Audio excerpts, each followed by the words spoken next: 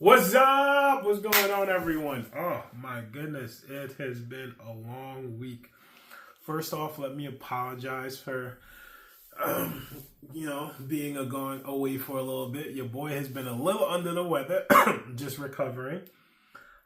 So only thing I've been able to focus on was work and recovering. I was in bed for most days and I wasn't working. Some days I was working in bed, you know what I mean? But that's the story for another day. That's not why you guys came to here. We're here because some hunting news has dropped. Okay, so first off, let me start with I hope you guys enjoyed the last weekend of Silver and Gold. I myself was able to finish the Silver Rathalos Gold, the Silver and Gold, the Silver Rathalos Gold Raytheon Dual Blades. Ugh, misspoke there.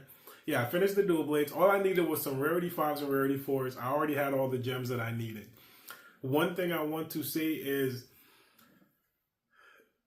I understand some of you are frustrated because the rewards weren't as great as the rewards received during the paid event.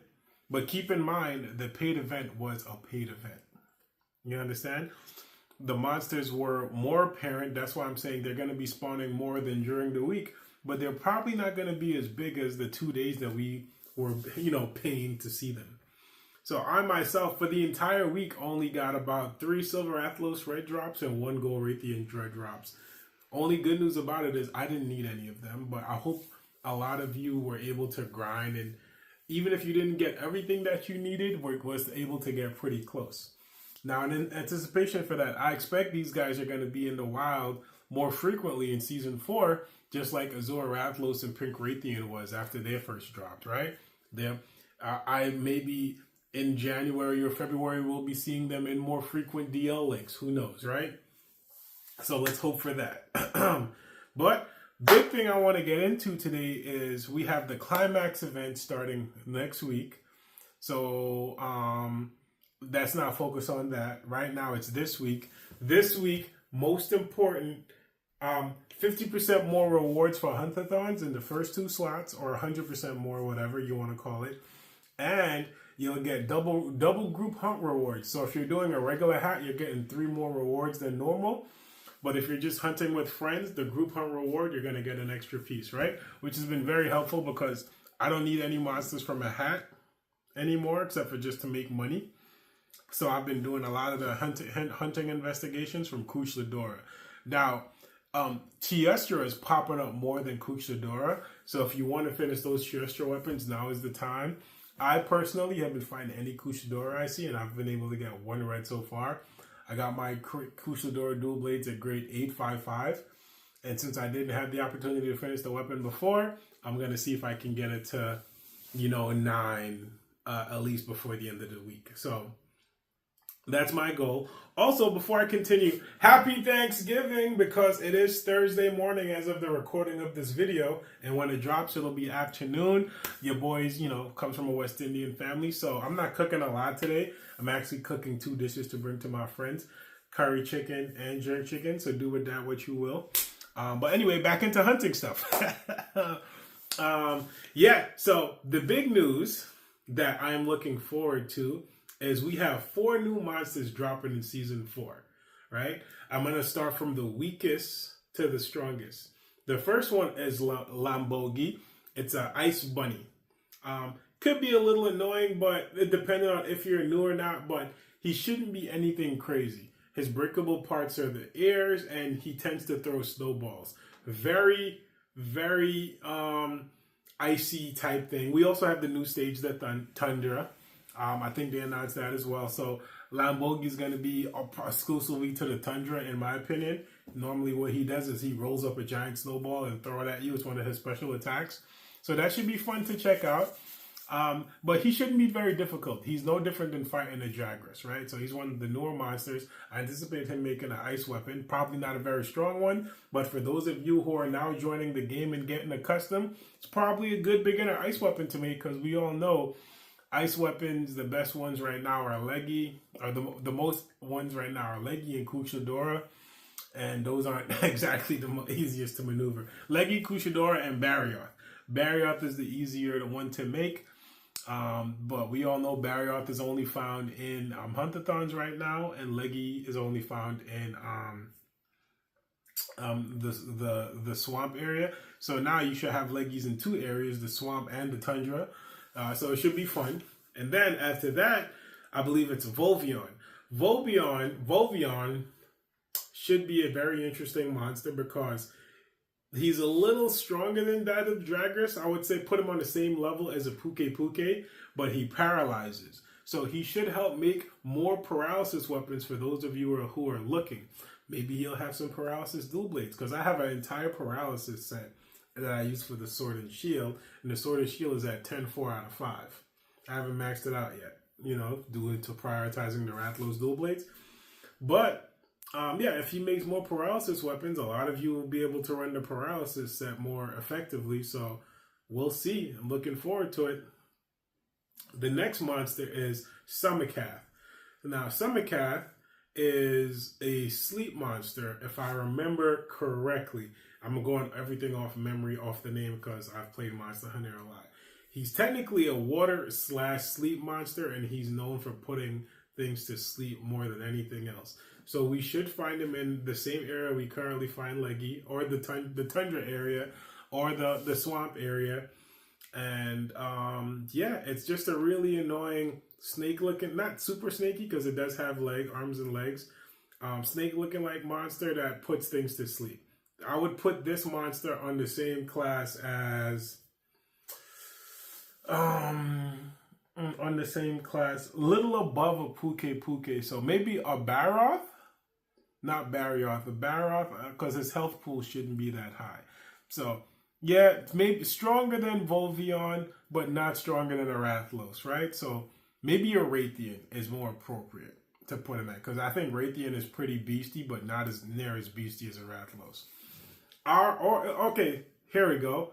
Tobi-Kadachi. Same difficulty level of Tobi-Kadachi. So the only difference is he's putting you to sleep. So if we have another sleep monster, as you know, the only sleep monster we currently have is Nightshade Palomu. So it'll be nice to have another sleep monster for those of you who want to make sleep weapons or sleep sets.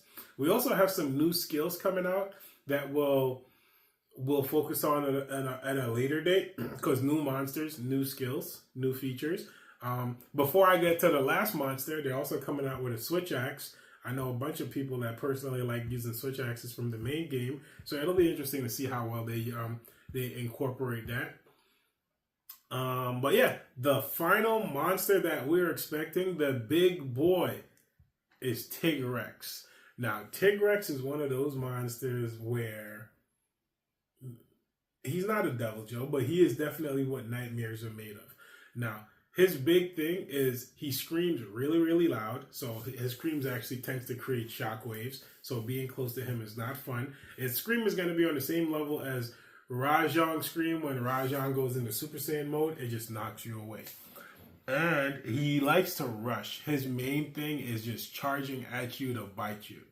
Now, Tigrex is weak to, and I didn't go into what other monsters are weak to, so I should go back and backtrack in a moment. Tigrex is weak to thunder. Because he doesn't really have really a crazy armor like that in terms of other monsters. He's like super weak to thunder and electricity. So if you have those thunder weapons, those Rajang, those Zenogre weapons, you're already prepared to fight Tigrex. It's just his moveset's going to be super annoying. So the big thing about him is his screaming and his rushing. This guy almost never stays still. So if you're a distance fighter, he's going to rush you. He jumps really far as well because he has hands that are also wings. So he's gonna put some damage in. He's a faster version of fighting the Barrioth, the ice dude. So think of that. Tigrex is him, but with no projectile snow thing from the mouth, just screams and straight rushes. I'm looking forward to him because he doesn't normally provide elemental weapons. He just provides some really strong raw damage weapons. So you might find some weapons that that might be in the same class as a Black Diablo's Blow, huh? More high power, no elemental raw damage weapons. So I'm looking forward to see what they look like.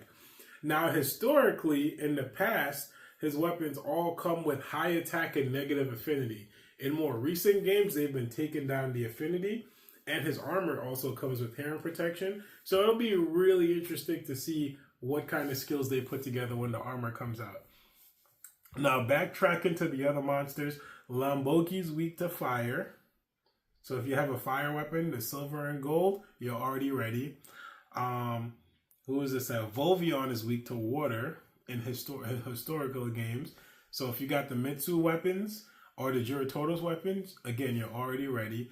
And I believe Summercath is weak to thunder or fire. I believe it was thunder. Ooh, I should go look it up. But yeah, with Summercath and Tigrex being weak to thunder, you guys are already ready. And that's why we have a lot of Zenogres on the field right now, probably prepping us for those fights. So finish those weapons, make sure you're good to go so you can challenge those monsters.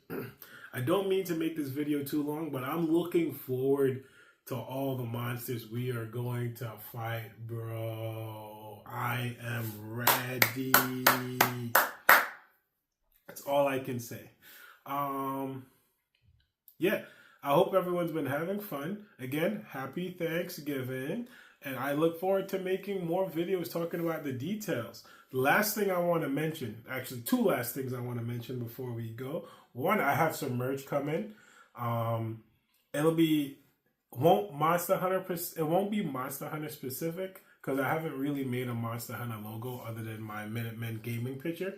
But I will have some merch with some nice sayings that people can relate to. And it won't be, it won't be anything we've seen online. So I hope you guys, enjoy it when it comes. Look out for next week. I'll be dropping a video with that merch information. And also, last piece. Ooh, I think I lost my train of thought for a second. Oh, last piece. The new updates are going to be launched right before Season 4 launches. So now, one of my favorite pieces is loadouts are going to get a significant improvement. So right now I have Ice Attack on my Silver Rathalos legs. So I can actually, if I wanted to, incorporate Crit Element into my Ice set. And I never have to worry about always switching those skills before Hunt because the loadouts will also save the switch skills or the Drift Smelting skills that you put on for that specific loadout. We're also going to get more loadouts. So you can actually start pumping those elemental attacks on those Rathalos parts, especially the helmet and the legs, so you can utilize Crit Element with those elements, and you can start building Crit Element for water, for everything, for water, for thunder, and for ice, because the easiest thing to build Crit Element for right now is fire, and the other sets you have to really work hard to incorporate it. So for those of you who are set building, you can start prepping those Drift Smelting abilities so you can build those sets come December. And that's really it, guys. Still a little under the weather. So I'm going to start getting ready. I'm going to clean up, wash up, and I'm going to start cooking because Thanksgiving. But stay safe. It's raining. If you're in the New York area, it's raining most of the day today, so stay dry. And let me know in the comments, what have you guys been up to? What did you get from your silver and gold event? You know what I mean? But anyway, like I said, stay safe, stay dry, happy hunting, and I'll see you guys on the other side. Chris out.